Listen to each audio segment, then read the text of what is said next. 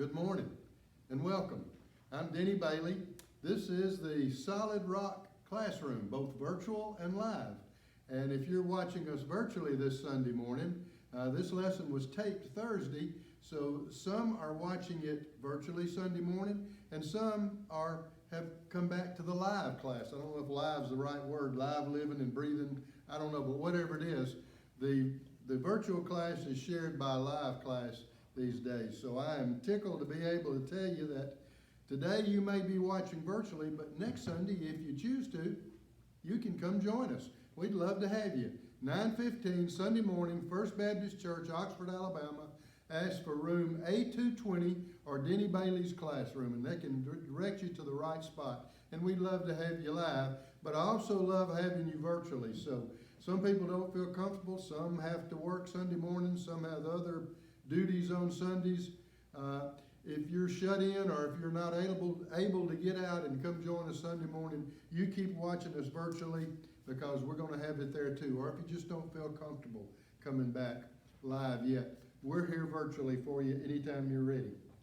Today, I want to show you some things. I feel kind of like Mr. Rogers showing you something in his neighborhood. But one thing that I really have that's a very special possession of mine is a picture. And I don't know if you can see it very well, but this is an old tintype photograph. I have no date, but I do know the people in there. The man and the woman are my great-great-grandparents. And the little baby there is my great-aunt, the sister of my grandmother. And the caption is that they got the names and they says, "This is my mother's mother and father by Julia Huber." Julia Huber was my grandmother. And so this is a very special picture for me. It's very, very much able to tell me a little of my heritage. And I love having ancestry. I love having an origin, a beginning. I have a wonderful cousin named Ray Lee. And Ray has shared with me some of the things that he has done and researched in our ancestry. He's got documents here. There are photographs. There are pictures. There's a picture in here of the steamer, not a steamer, the name of it is steamer, but it was a sailing ship that brought my another great-great-grandfather and his two sons, one of which my great-grandfather, over here from Switzerland. They went from Switzerland to France and then arrived in America, and they got here in 1867. So that's all documented and detailed here.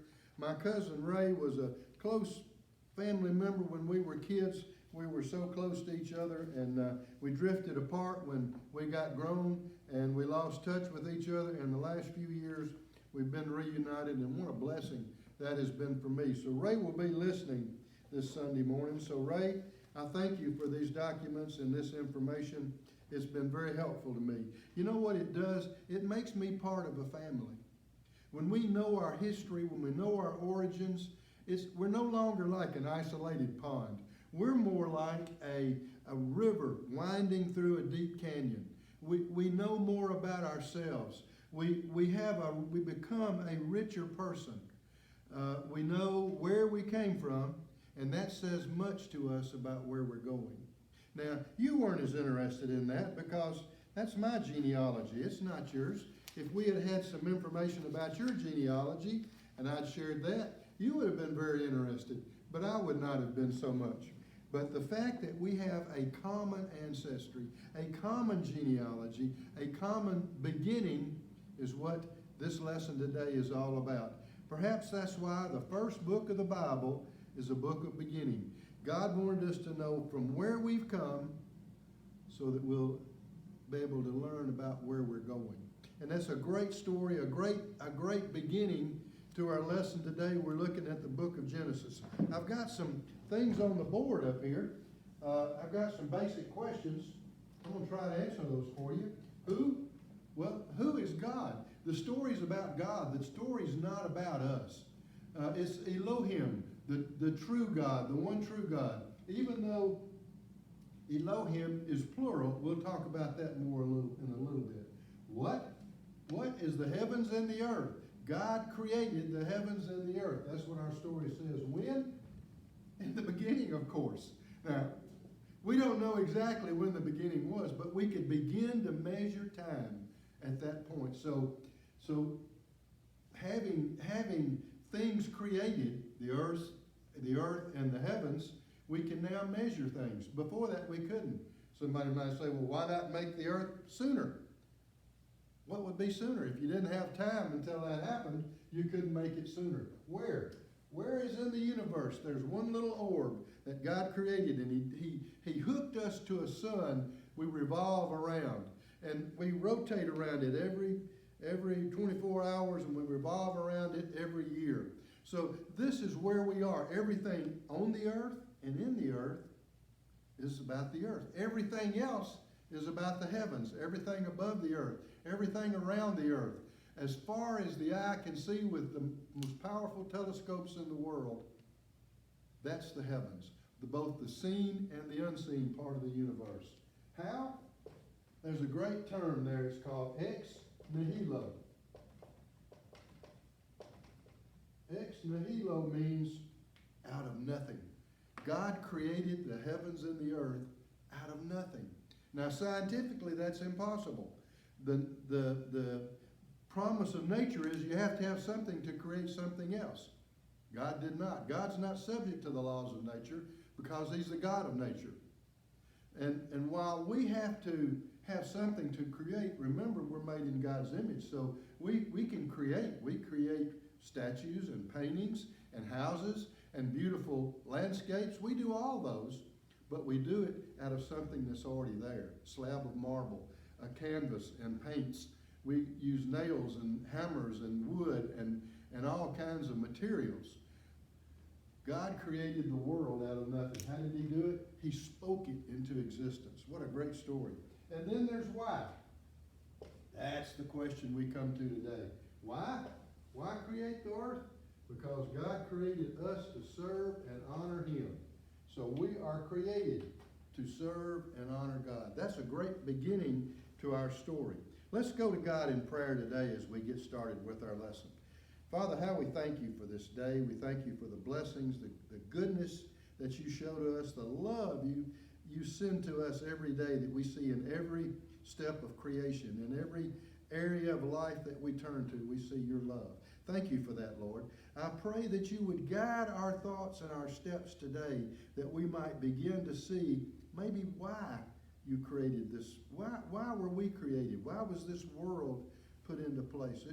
It has a special meaning for us. And I pray, God, that as we go through here, you'd guide our very thoughts, that we might learn to be more of what you'd have us to be, that you would be glorified and we would be built up because of that. God, go with us in this time together. In Jesus' name, amen. Today, I want to look at three great truths. Three great truths we find in the first chapter of Genesis. Genesis 1 has three great truths. First of all, we're going to learn that God created us. Then we're going to learn that God made us in his image. And then thirdly, we're going to find that God commissioned us. He had a special task for each of us to do. We're all unique and individuals, and yet we're all the same.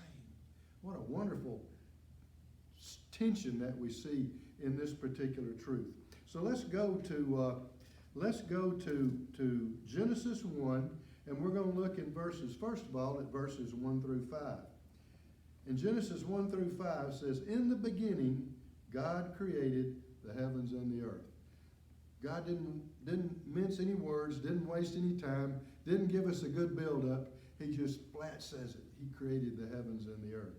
Now it says in the beginning, God created. Now it doesn't mean in the beginning of God. God is eternal. God has been in eternity past, and he'll be in eternity future. He always has been, and he always will be. But the beginning is the beginning of time, the beginning of the world, the beginning of the heavens and the earth. And it says in verse 2, the earth was without form and void. The earth had no shape. When it was without form, it means that it was in confusion and chaos, and there was no distinct shape to it. There was no distinct anything that happens to it. It was all chaos. It was chaos and confusion. And when it says it was void, that meant it was empty. And this God, this Elohim, and I'm going to put that name up there if I've got room somewhere. Elohim is a plural form of God. It shows the one true God, but it shows his plural form. And what we have with that is the singular form of that is Eloha, Eloah, and Eloah is the singular form. So why did God use plural? Well, you have to remember our lesson last week.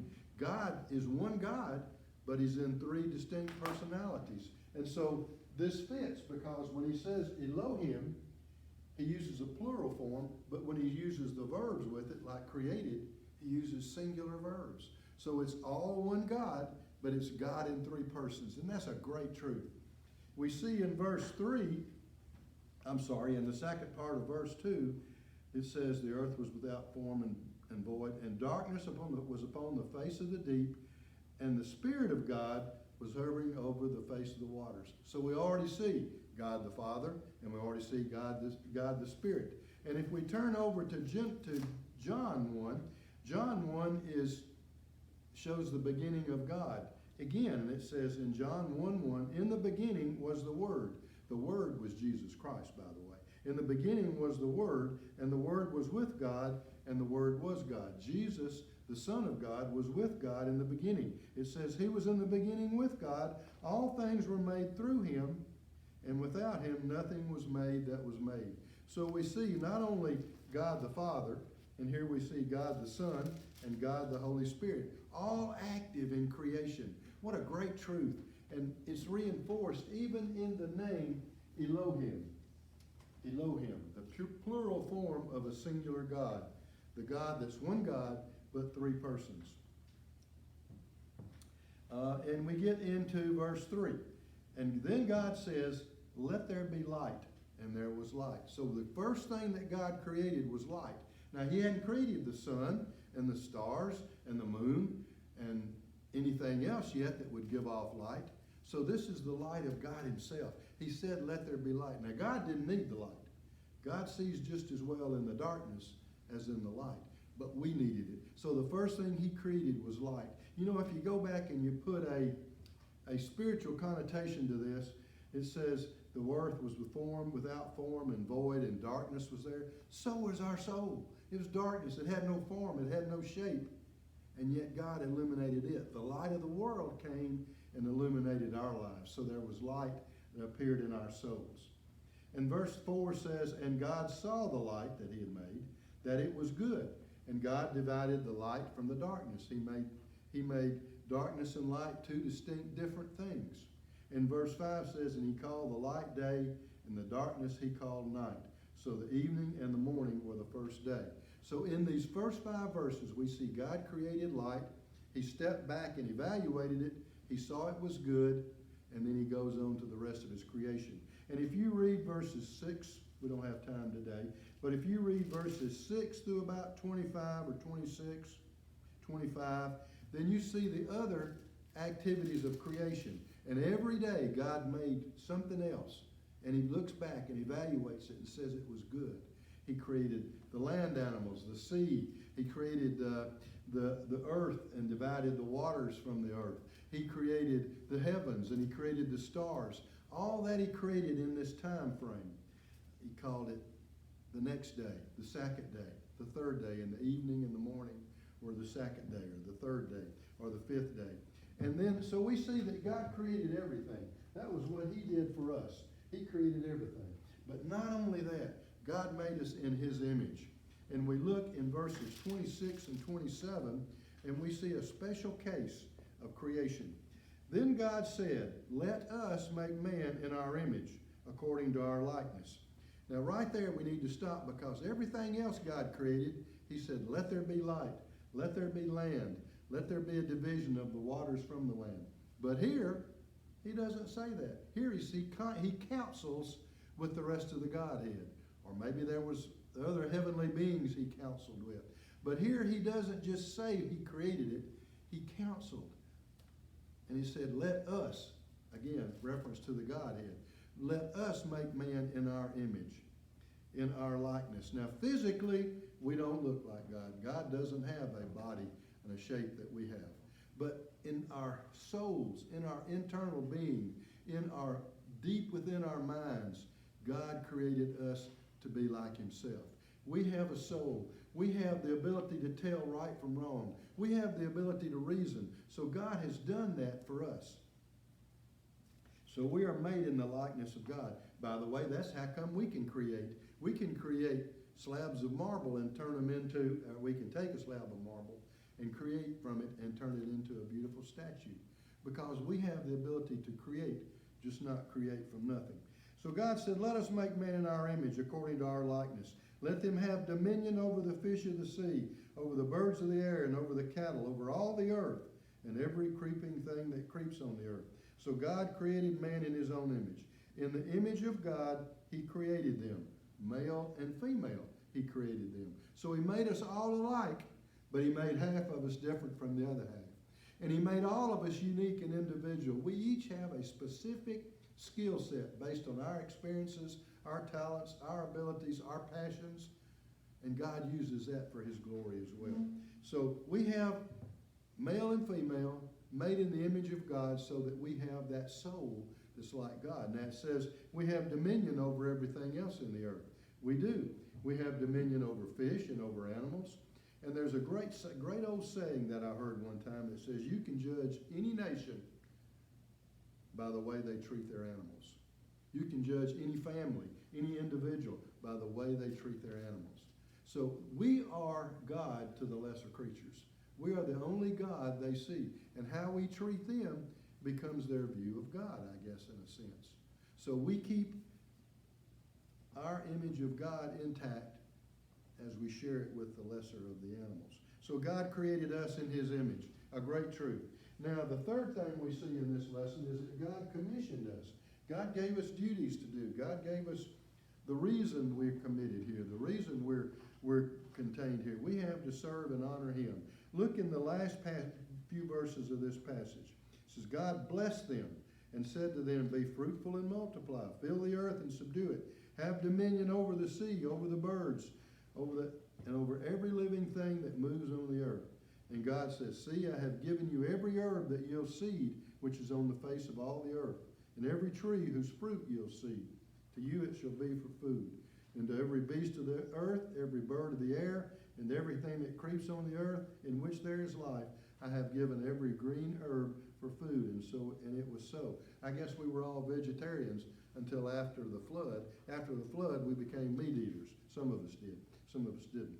But then it says in verse 31, God stepped back here, it says, and God saw everything that he had made, and indeed it was very good.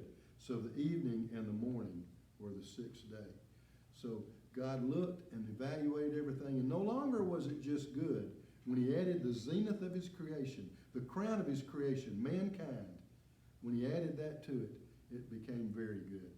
I want to read for you in closing Max Lucado's word picture of Genesis 1. This is what he says it's like. He says, with one decision, history began. Existence became measurable. Out of nothing came light. Out of light came day. Then came sky and earth. And on this earth, a mighty hand went to work. Canyons were carved. Oceans were dug. Mountains erupted out of flatlands. Stars were flung. A universe sparkled. Our sun became just one of millions. Our galaxy became just one of thousands. Planets invisibly tethered to their suns, roared through space at breakneck speed. And in this might, it says he is mighty. Our God not only created mighty things, he is mighty. And with this might he created. As naturally as a bird sings and a fish swims, he created. He could not create. He could not create. Just like we cannot not create. A teacher can't teach. A runner can't stop running. We can't not create. God can't not create, and we're made in his image. And the palette of the ageless artist came inimitable splendors. Before there was a person to see it, his creation was pregnant with wonder. And you'll see everything in it. Every decision he has made, you'll find this one characteristic. Go to the end of every story he has told, and you'll see it. Love. He created a paradise, a sinless sanctuary, a haven before fear, a home before there was a human dweller. No time, no death, no hurt, a gift built for God for his ultimate creation. And when he was through, it was very good, but it wasn't enough. His greatest work has not been completed. One final masterpiece was needed. Look to the canyons and see his creative touch. Look to the flowers and see his delicacy. Look to the thunder and hear his power. But gaze on humanity, the zenith of his creation, and witness all three. So, God loved us enough to make a wonderful creation. Now, next week we look at the nature of sin. And I hope you'll join us here for that lesson. And we'll be here next Sunday morning at 9:15 or later, any other time you want to view it after that. I love you. I'm glad you're here. I'll see you next week. Thank you.